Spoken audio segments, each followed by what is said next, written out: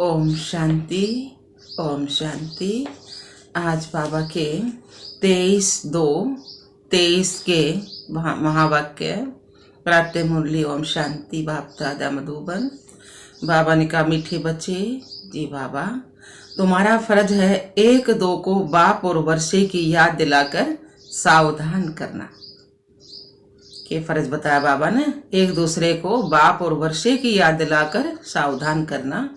इसमें ही सबका कल्याण समाया हुआ है। प्रश्न दिया बाबा ने, तुम बच्चे किस एक गहरी राज को समझते हो जो कोई साइंसदान भी नहीं समझ सकते?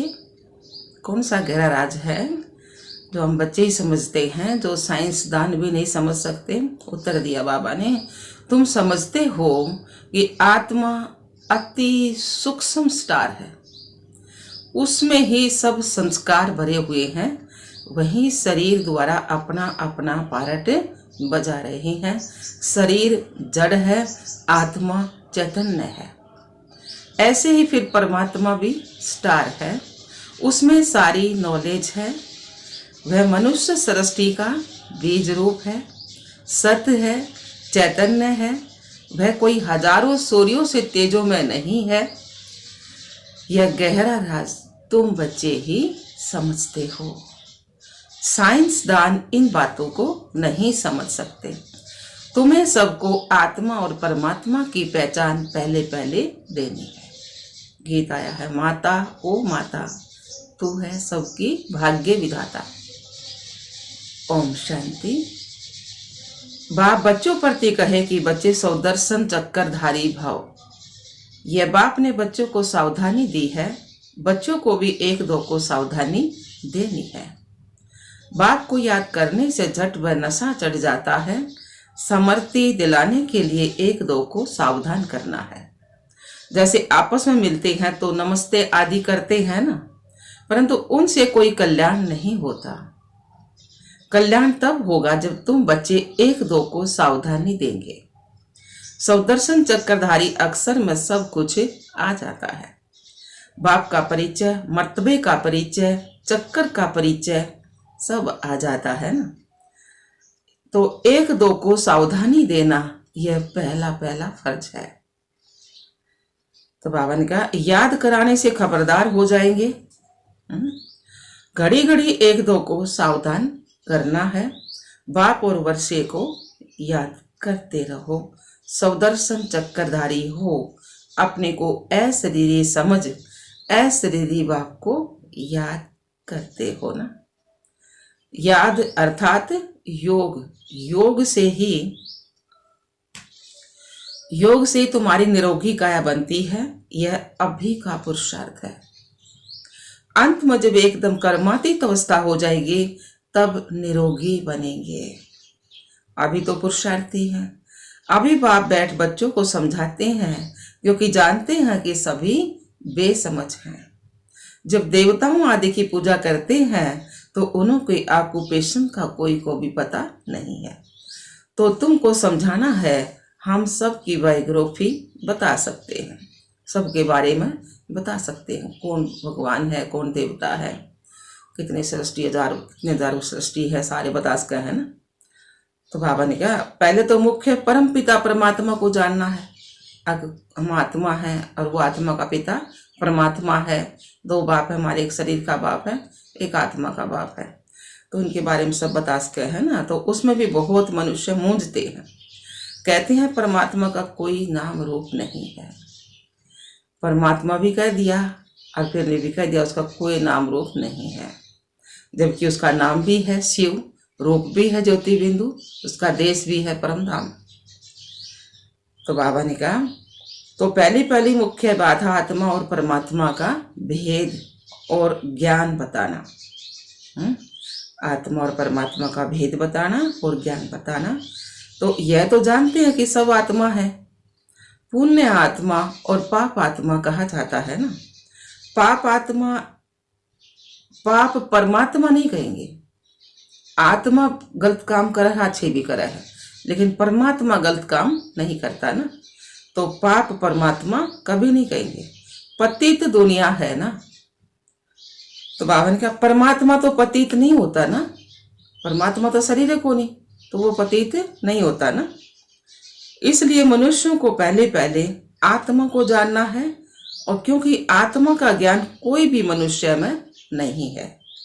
आत्मा ही सुनती है, आत्मा ही खाती पीती सब कुछ करती है। इन आर्गन्स के द्वारा आत्मा का रूप क्या है? वो भी ज्योति बिंदु है ना, छोटा सा। तो बाबा ने कहा आत्मा का रूप क्या है? कहते हैं चमकता है बरकुटी के बीच अजब सितारा। तो आत्मा का रूप समझाना पड़े ना। आत्मा का रूप कोई इतना बड़ा तो नहीं है। तो सितारा कह दे है ना, बाबा ने कहा इतना बड़ा तो नहीं है। आत्मा तो अति सूक्ष्म है, जो कि इन दो आंखें तो हमने दिखाई नहीं देती ना। तीसरा नेत्र तो तीसरे चक्षु तो हमने दिखाई दे, मतलब बुद्धि, मतलब तीसरे तो हमने महसूस करना पड़ा है, दिखाई नहीं देती ना। अकात्मा, मैं आत्मा हूं। आत्मा का रूप है जीरो, अथवा भूरी, भूरी मतलब बिंदी। कोई किसी किसी भाषा में कुछ बोल रहा है ना, भूरी मतलब, तो बाबा का बिंदी भी कहते हैं। अब इस पर भी विचार करना चाहिए कि आत्मा कितनी सूक्ष्म है ना। बिल्कुल दिखाई नहीं देती ना, तीसरे दो नेत्र दिखाई नहीं देगी ना, वो तीसरे ने महसूस करनी है। तो मनुष्य पूछते हैं आत्मा शरीर से कैसे निकलती है, कहाँ से निकलती है? कोई कहते हैं खोपड़ी से निकलती है।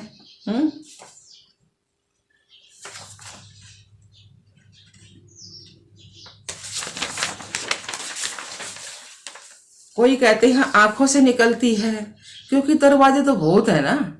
परंतु आत्मा क्या चीज है यह जानना बड़ा वंडरफुल है। तो पूछते हैं आत्मा निकलती कैसे है? यह नहीं कहते आत्मा आती कैसी है, यह ना पूछते ना, अगर आत्मा आती कैसे है। परंतु पहले तो मालूम होना चाहिए आत्मा चीज क्या है।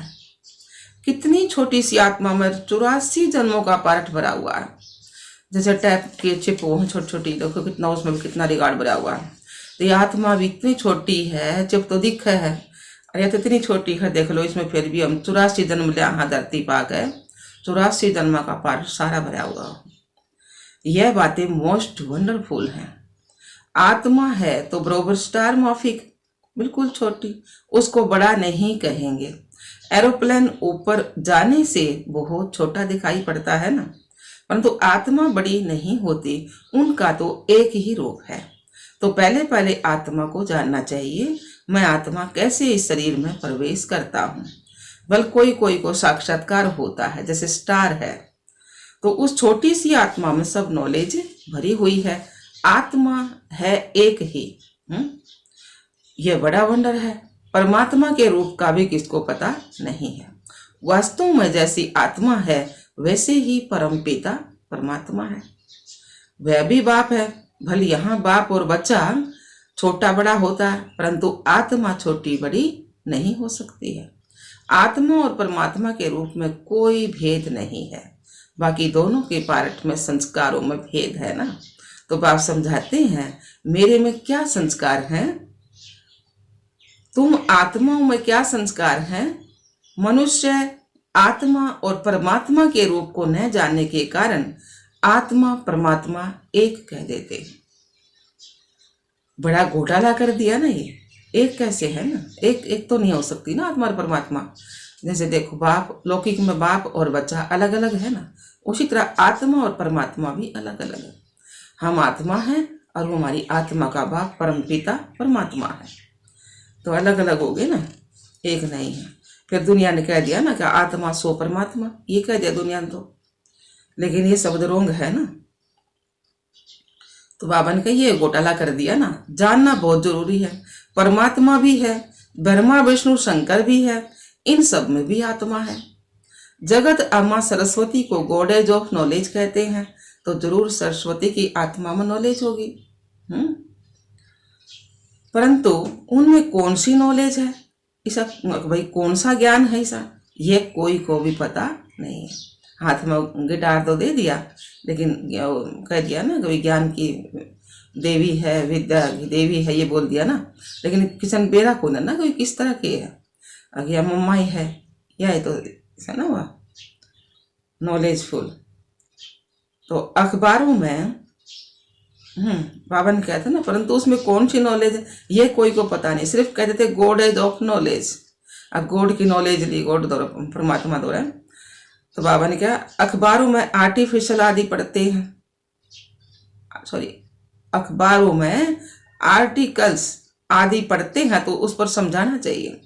तुम कहते हो Saraswati God is of knowledge, परंतु उसने कौन सी नॉलेज दी, कब दी?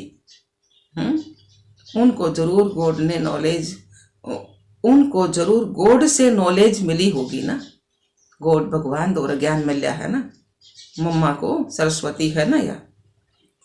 तो गॉड का रूप क्या है? गॉड ऑफ नॉलेज, यह नाम कैसे पड़ा? नॉलेजफुल तो गॉड है ना, ज्ञान तो भरपूर तो भगवान है ना। उनसे उसने सरस्वती को नॉलेजफुल कैसे बनाया? ब्रह्मा के द्वारा ज्ञान दिया ना सरस्वती को, इसको मम्मा को। तो एक ही बात पर किसको संगम पर खड़ा कर देना चाहिए। तो बाबा कहते हैं हम समझाते हैं, बाकी लिखने के लिए तो संजय जगदीश भाई निमित्त रहे हैं। यह है नंबर 1 मुख्य एक्टर। यह तो बाबा के साथ राइट हैंड होना चाहिए ना। परंतु ड्रामा की भावी ऐसी है जो इनको दिल्ली में भी रहना होता है। कलब पहले वाला पार्ट है, अर्जुन का नाम मुख्य गाया हुआ है। अब तुम बच्चे हर बात का अर्थ समझते हो ना। जो महाभारत में संजय का टाइटल दिया, संजय दिखाया ना, वो ये संजय अगले आगे की जानने वाला था, तो ये जगदीश भाई था वो जो आगे की जानने वाला था। तो बाबा ने कहा इनको दिल्ली में भी रहना होता है। तो कलब पहले वाला पार्ट है, अर्जुन का नाम मुख्य गाया हुआ है। अब तुम बच्चे हर बात का अर्थ समझते हो ना।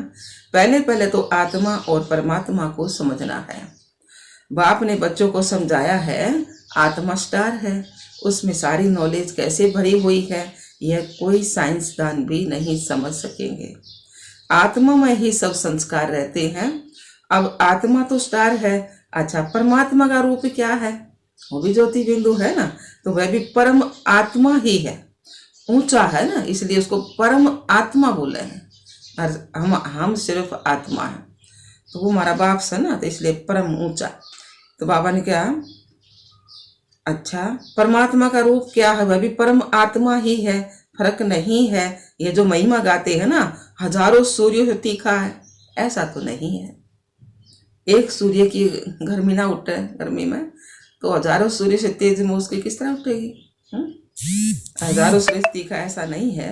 बाप कहते हैं सिर्फ तुम्हारी आत्मा में नॉलेज नहीं है, मैं परमात्मा नॉलेजफुल हूँ। हमारी आत्मा में तो वो नॉलेज नहीं है ना जो बाबा में है। बाबा में तो सारी नॉलेज, सारी सृष्टि की नॉलेज है, 84 जन्मा की। ये बाबा मारते ही देर लाग रहे हैं ना, हमारे में तो नहीं थी ना। तो बाबा ने कहा मैं परमात्मा नॉलेजफुल हूँ, बस यह फर्क है। तो बाबा ने कहा माया ने तुम्हारी आत्मा को पतित बना दिया है, बाकी कोई दीवा नहीं है।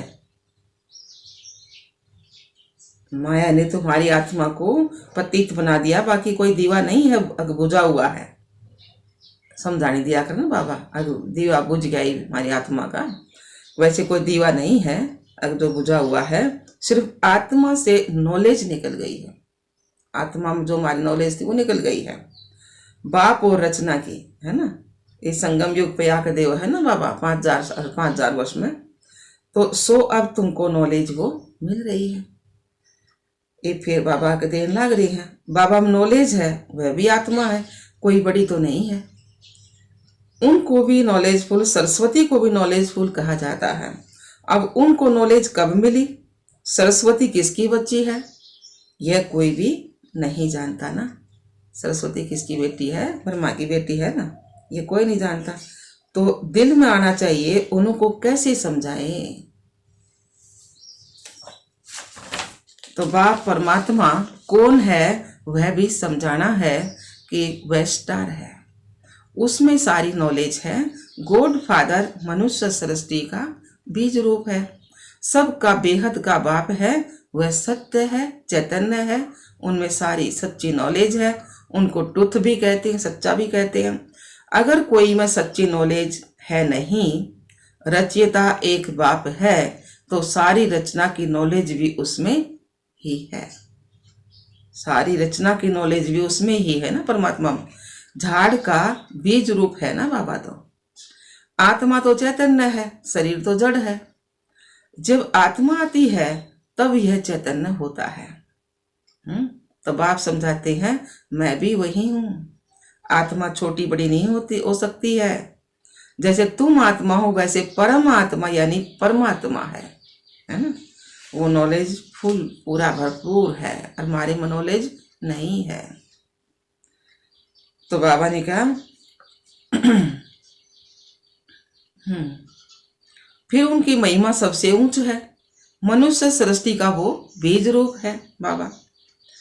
मनुष्य ही उनको याद करते हैं। यह तो जानते हैं कि बाप ऊपर में रहते हैं। कोई भी याद करेगा ना, कुछ भी बात हो जाए कहेंगे वो कुछ ना कोई काम ठीक हो कहेंगे वो भगवान करेगा, ऊपर याद करेंगे सब। तो बाबा ने कहा ना वो ऊपर में रहता है।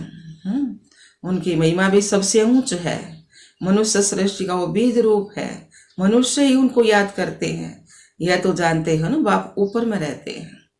सब ऊपर याद करेंगे ना। आत्मा इन आर्गन्स द्वारा कहती है हे परम पिता परमात्मा। मनुष्य यह नहीं जानते क्योंकि देह अभिमानी है। तो अब तुम देह अभिमानी बने हो, अपने को आत्मा निश्चय करते हो। तुम जानते हो गॉड तो निराकार को ही कहा जाता है। हम जान गए ना, गॉड भगवान तो निराकार शिव बाबा को ही कहा जाता है ना। हम उनकी संतान हैं। वह गॉड ही आकर नॉलेज देते हैं। उनको नॉलेजफुल विल्सफुल कहा जाता है। ज्ञानता भरपूर और सब पर दया करने वाला कहा जाता है ना। तो रहम का सागर, सुख का सागर, शांति का सागर, यह महिमा दी हुई गई है ना। तो जरूर बाप से बच्चों को वर्षा मिलना है। उन्होंने कोई समय आकर वर्षा दिया है, तब उनकी महिमा गाई जाती है ना। देवताओं की महिमा अलग है, बाप की महिमा अलग है। सब आत्माओं का वह बाप है। क्रिएटर होने के कारण उनको बीज रूप कहा जाता है। पहले पहले बाप का परिचय देना है। शास्त्रों में दिखाते हैं ना अंगूठे मिसल है, तो हम कहते हैं वह ज्योति बिंदु है। हम कहते हैं ना वह ज्योतिर्बिंदु है। चित्र भी बनाया है, परंतु इतना बड़ा तो वह है नहीं। वह तो अति सूक्ष्म है। तो क्या समझाएं? तुमको कहेंगे चित्र में इतना बड़ा रूप क्यों दिखाया है? बोलो नहीं तो क्या रखें, वह तो एक बिंदी है ना। तो बाबा ने कहा फिर उनकी पूजा कैसे करेंगे? एक आत्मा हो तो उन पर दूध फिर कैसे चढ़ाएंगे? इसलिए फिर बड़ा लिंग बना कर रख दिया ना मंदिर में। पूजा के लिए यह रूप बनाया हुआ है। बाकी यह समझते हैं कि वह है परम पिता, परम आत्मा, परम धाम में रहने वाले। वह परम धाम है हमारा स्वीट होम, निराकारी दुनिया, मूल वतन, सूक्ष्म वतन और फिर है स्थूल वतन। तो बाप निराकारी दुनिया में रहते हैं। आत्मा कहती है हम निर्वाण धाम में जावे, जहाँ ये आर्गन्स ना हो। आत्मा ही आकर शरीर धारण करती है। अब यह कैसे समझाए कि आत्मा कहाँ से जाती है? यह तो जानते हैं कि पिंडी में आत्मा प्रवेश होने से चैतन्य पिंड में आत्मा प्रवेश होने से चैतन्य बन जाती है। माँ के गर्भ में जो बच्चा हो तो पिंड हो है ना, तो उसमें जब आत्मा प्रवेश होती है तो वह चैतन्य बन जाती है। चीज कितनी सूक्ष्म है। तो उसी में सारे संस्कार भरे हुए हैं। फिर एक एक जन्म के संस्कार प्रकट होते जाएंगे। तो बाप समझाते हैं हर एक बात को अच्छी रीति समझना है। सरस्वती की बात पर भी समझा सकते हैं वह किसकी बच्ची है। इस समय तुमको तो गोडेज कह ना सके। सरस्वती ब्रह्मा की बेटी है, तो जरूर वह भी गॉड ऑफ नॉलेज ठहरा। तो ब्रह्मा के मुख कमल से दिखाते हैं ना ज्ञान दिया। ब्रह्मा भी तो गॉड ऑफ नॉलेज ठहरा ना। तो उनके मुख कमल से दिखाते हैं ना ज्ञान दिया। तो ब्रह्मा का भी नाम है ना। तो इस समय तुम हो ब्राह्मण। भल आत्मा प्योर होती जाती है, परंतु शरीर तो प्योर नहीं हो सकता ना। यह तमो प्रधान शरीर है, तो बाप समझाते हैं बच्चे, एक दो को सावधान कर उन्नति को पाना है। बाप और वर्षे को याद करते हो, सौदर्शन चक्कर को याद करते हो, तो बाप कहते हैं एक भी ऐसे सावधानी नहीं देते होंगे। बाप को याद करते करते नींद को जीतने वाला बनना है। इसमें तो बहुत कमाई है, कमाई में कभी थकावट नहीं होती है, परंतु स्थूल काम भी करने पड़ते हैं, इसलिए थकावट भी होती है। बाप समझाते हैं रात को भी जागकर बाबा से बातें करते ज्ञान सागर में डुबकी लगानी होती है ना। जैसे एक जानवर होता है, पानी में डुबकी लगाता है, तो ऐसे डुबकी मारने से विचार सागर मंथन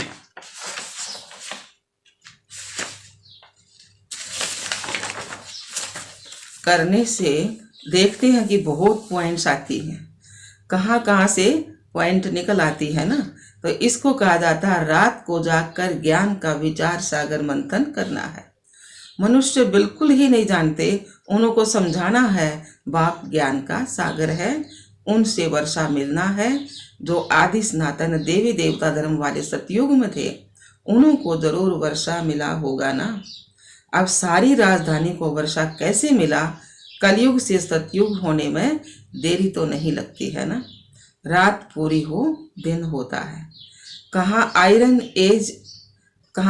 एज वर्ल्ड कलयुग से सतयुग होने में देरी। कहाँ आयरन एज वर्ल्ड दुख धाम और कहाँ वह सुख धाम।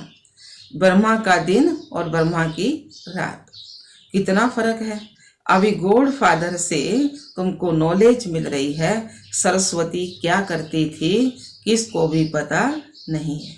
बस गॉडेज ऑफ नॉलेज सरस्वती का चित्र मिला और खुश हो गए। तो उनको सावधान करना पड़ता है ना। परमात्मा का परिचय देना पड़े, फिर ब्रह्मा विष्णु शंकर का भी परिचय देना पड़े। बाप ने आकर यह नॉलेज दे नर से नारायण बनाया है, बड़ा युक्ति से हर एक का ऑक्यूपेशन बताना है। सरस्वती भी ब्रह्मा मुख वंशावली है, तो जरूर परम पिता परमात्मा आया, उसने ब्रह्मा द्वारा मुख वंशावली रची। तो पहले पहले नॉलेज किसको दी? ब्रह्मा को दी ना। कहते हैं कलश सरस्वती को दिया, बीच से ब्रह्मा को गुम कर दिया। यह किसको भी पता नहीं है कि ब्रह्मा तन में आकर माताओं को कलश दिया ज्ञान का, फिर रखने लगे उसा कलश मटके का। तो जरूर ब्रह्मा भी सुनते होंगे ना। तो ब्रह्मा के हाथ में शास्त्र भी दिखाते हैं, ब्रह्मा की मत मशहूर है ना, तो वह भी सभी वेद शास्त्रों के सार की मत देता होगा ना। ब्रह्मा द्वारा शिव बाबा समझाते हैं ब्रह्मा कहाँ से आया, यह रथ कहाँ से निकला, कोई भी नहीं जानते। ब्रह्मा का नाम लेखराज था, तो शिव बाबा ने इसका नाम ब्रह्मा रखा, तो ये निकला ना। तो बाबा कही कोई नहीं जानते। बाबा ने अभी बताया है जो तुम समझा सकते हो। अच्छा जी बाबा, मीठे मीठे सिकिला दे बच्चों प्रति माता पिता बाप दादा का याद प्यार और गुड मॉर्निंग। रूहानी बाप के रूहानी बच्चों को नमस्ते। हम रूहानी बच्चों की रूहानी बाप दादा को याद प्यार गुड मॉर्निंग, नमस्ते नमस्ते नमस्ते जी। हम बाबा के बच्चे सदा रहें हंसते और हंसाते। शुक्रिया मीठे बाबा, शुक्रिया बाबा। धारणा के लिए मुख्य सार, पहला पॉइंट है रात को जागकर ज्ञान का विचार सागर मंथन करना है, ज्ञान सागर में डुबकी लगानी है, बाप को याद करते नींद को जीतने वाला बनना है। दूसरा पॉइंट है सौदर्शन चक्कर फिराते रहना है, आपस में बाप और वर्षे की याद दिलाते एक दो को सावधान कर उन्नति को पाना है। वरदान दिया बाबा ने, स्वयं को संगम योगी समझ वैरत को समर्थ में परिवर्तन करने वाली समर्थ आत्मा भव। स्वयं को संगम योगी समझ वैरत को समर्थ में परिवर्तन करने वाली समर्थ आत्मा भव। सार में दिया बाबा ने, यह संगम युग समर्थ युग है, तो सदा यह समृद्धि रखो कि हम समर्थ युग के वासी, समर्थ बाप के बच्चे, समर्थ आत्माएं हैं। तो समर्थ तो व्यर्थ समाप्त हो जाएगा। कलयुग है व्यर्थ, जो सतयुग का किनारा कर चुके संगम योगी बन गए तो व्यर्थ से किनारा हो ही गया। यदि सिर्फ समय की भी याद रहे तो समय के प्रमाण कर्म सब तय चलेंगे।